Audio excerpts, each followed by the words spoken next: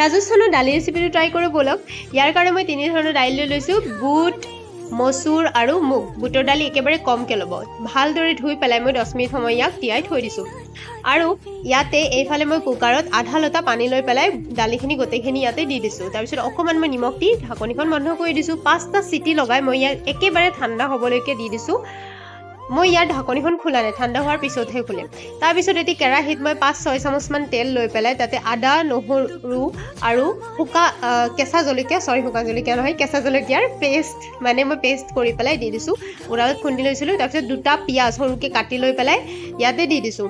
লগতে এটি বিলাহীও আৰু তাৰপিছত মছলাখিনি দি দিছোঁ। মছলাত আছে নিমখ পৰিমাণ অনুসাৰে, হালধি পৰিমাণ অনুসাৰে আৰু আধা চামুচ ধনিয়া পাউডাৰ আৰু অকণমান লাল মিৰ্চ, ৰেড মিৰ্চ পাউডাৰ। আপুনি মছলাটো নিজৰ পৰিমাণ অনুসাৰে দিব, যেনেকুৱা আপুনি সদায় ঘৰত খায়।